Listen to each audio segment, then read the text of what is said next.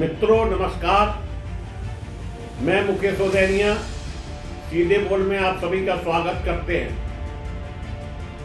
देश में लोकसभा चुनाव का शंखनाद लगभग बज गया है, सिर्फ घोषणा बाकी है और यह घोषणा 22 जनवरी के बाद आपको दिखाई पड़ेगी। प्राण प्रतिष्ठा के बाद चुनावी गतिविधियां भाजपा की तय हो जाएंगी। भारत न्याय यात्रा राहुल गांधी को कोई संजीवनी दे पाएगी। यह उस समय यात्रा चालू हो रही है जब अयोध्या में राम मंदिर की प्राण प्रतिष्ठा है और यह हमारे देश के प्रधानमंत्री मोदी जी का चुनाव के लिए एक ट्रम्प कार्ड है। यात्रा उस समय निकल रही है जब 22 जनवरी को 2024 को अयोध्या में प्राण प्रतिष्ठा देश के प्रधानमंत्री नरेंद्र मोदी करेंगे, जिसकी भव्य तैयारियां चल रही हैं। 15 जनवरी को न्याय यात्रा राहुल गांधी द्वारा प्रारंभ की जा रही है। इंडिया गठबंधन को इससे क्या फायदा होगा, यह तो लोकसभा चुनाव 2024 के परिणाम के बाद ही पता चलेगा। लेकिन यह बात जब संसद के अंदर न्याय नहीं मिल रहा है, अपनी बात कोई कह नहीं पा रहा है, मीडिया दिखा नहीं रहा है, यह बात इंडिया गठबंधन को अच्छी तरह से समझ में आ रही है और देश के वोटरों को भी समझ में आती चली जा रही है। देश के प्रधानमंत्री नरेंद्र मोदी, जो कि इस बार 50% से अधिक वोट लेने की बात कह रहे हैं, वहीं भारत जोड़ो यात्रा जो राहुल गांधी ने कन्याकुमारी से कश्मीर तक की थी और उसके सुखद परिणाम भी उनके सामने आए।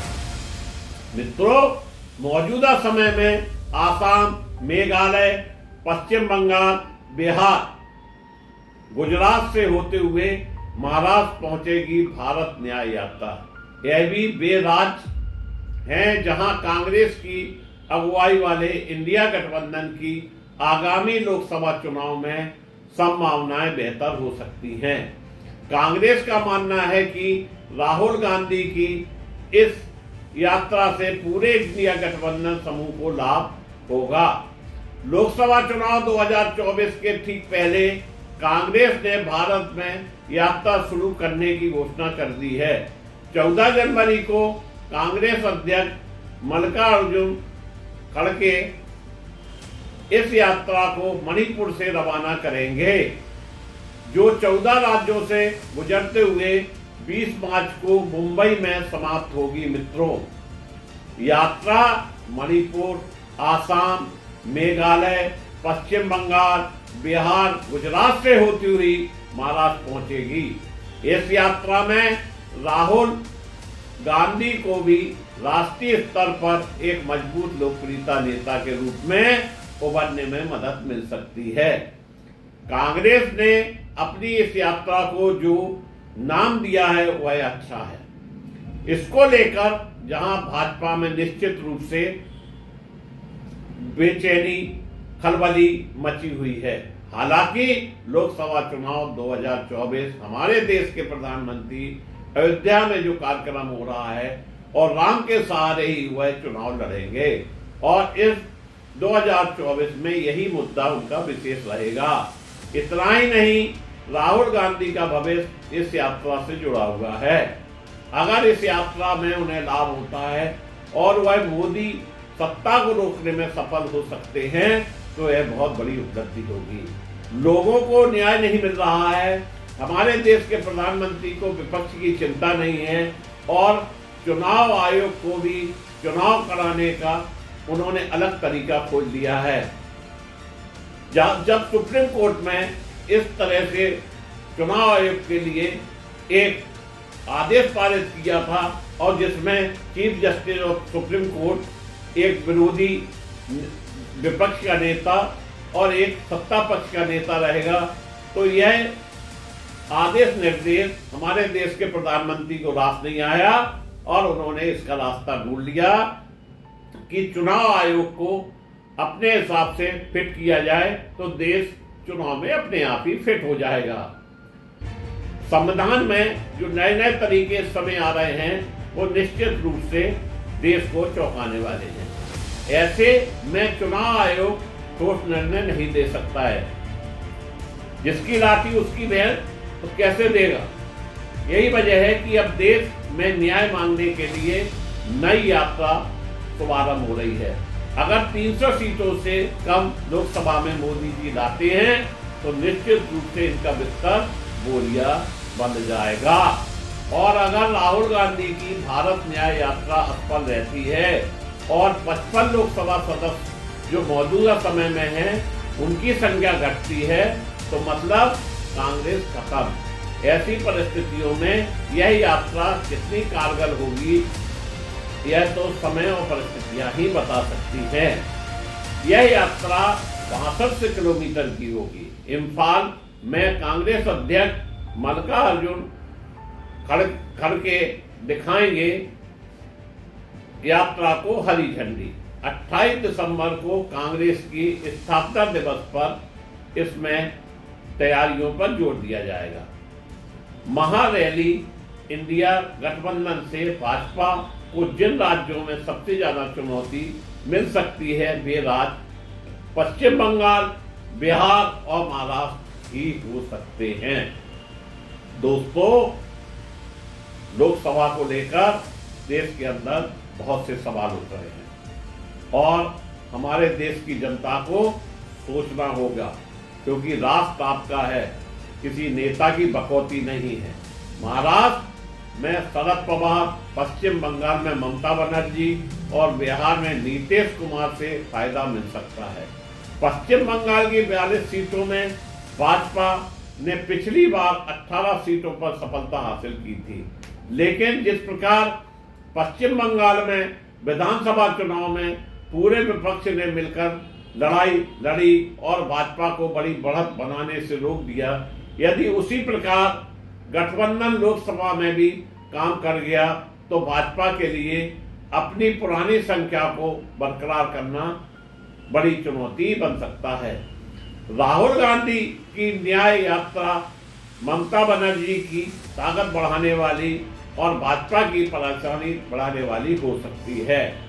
इसी प्रकार 2019 में जनता लोजपा के साथ चुनाव लड़ते हुए भाजपा ने बिहार में 40 लोकसभा सीटों में से 39 सीटों पर सफलता प्राप्त की थी, लेकिन बदले समीकरण में नीतीश कुमार इंडिया गठबंधन के मजबूत चेहरों में शामिल हो गए हैं। 2015 में बिहार विधानसभा चुनाव का अनुभव बताता है कि भाजपा को इस बार बिहार में तेजस्वी यादव की राजद, नीतीश कुमार की जदयू, कांग्रेस और वाम दल मिलकर लड़ाई लड़ते हुए दिखाई पड़ेंगे।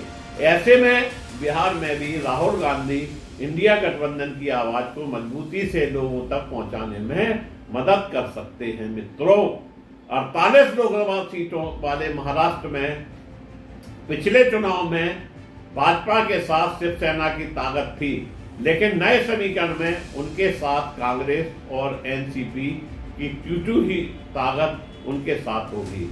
ऐसे में यह भी नहीं कहा जा सकता कि इस चुनाव में उसे महाराष्ट्र में कितना लाभ मिलेगा।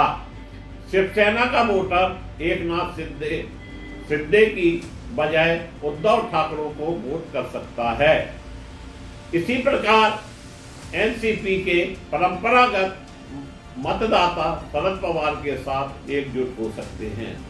ऐसे में महाराष्ट्र में भी इंडिया गठबंधन की ताकत बढ़ सकती है और संभवतः यही कारण है कि कांग्रेस ने एक सोची समझी रणनीति के अनुसार अपनी यात्रा का समापन महाराष्ट्र में करने का निर्णय लिया। इसका लाभ कांग्रेस और इंडिया गठबंधन दोनों को मिलेगा। इस बार चुनाव में यह प्रश्न बार बार चल रहा है कि भाजपा की नरेंद्र मोदी के सामने कांग्रेस का इंडिया गठबंधन के पास कोई चेहरा नहीं है, लेकिन जिस तरह से भारत जोड़ो यात्रा के बाद राहुल गांधी को लोकप्रियता मिली और माना जा सकता है कि भारत न्याय यात्रा से उनकी छवि को मजबूती मिलेगी और जो सब भारत जोड़ो यात्रा के पहले हमारे देश के प्रधानमंत्री राहुल गांधी के लिए पप्पू कहा करते थे, अब उन्होंने वह कहना बंद कर दिया है। ऐसे में यदि 2024 को छोड़ दें तो भविष्य के चुनाव में कांग्रेस के पास एक चेहरा होगा जो भाजपा के किसी भी चेहरे का मुकाबला करेगा। हालांकि इस चुनाव में भी इस यात्रा से चुनावी समीकरण बहुत कुछ इंडिया के पक्ष में आते नजर आएंगे। भविष्य के चुनाव में कांग्रेस को मजबूती मिलेगी क्योंकि नरेंद्र मोदी का प्रधानमंत्री के रूप में यह अंतिम कार्यकाल हो सकता है। ऐसे में आने वाले समय में भाजपा से जो भी चेहरा प्रधानमंत्री पद की दौड़ में शामिल होगा वह अपेक्षाकृत नया होगा। ऐसे में माना जा सकता है कि कांग्रेस एक सोची समझी रणनीति के तहत राहुल गांधी को भविष्य की रणनीति को ध्यान में रखते हुए तैयारी कर रही है। आने वाले समय में उसको इसका लाभ मिल सकता है। निश्चित रूप से देश जिस दिशा में चल रहा है उसमें सिर्फ धर्म के नाम पर वोट मांगा जाएगा। असली मुद्दे गोल रहेंगे। जो कुछ पिछले चुनाव में वादे किए गए थे उन पर भी चर्चा नहीं होगी। रोजगार के मामले भी गोल रहेंगे। जिस तरह से अभी तक 3 प्रदेशों में भाजपा ने चुनाव जीता है और जो वादे किए हैं उन पर भी कितना अमल हो रहा है यह सामने है। देश की जनता तय करेगी कि धर्म के नाम पर या विकास के नाम पर या रोजगार के नाम पर या न्याय के नाम पर या न्याय यात्रा के नाम पर किसको चुना जाए जो कि देश के हितों की बात कर सके। यह तो लोकसभा चुनाव जीतने के बाद ही पता चलेगा। धन्यवाद।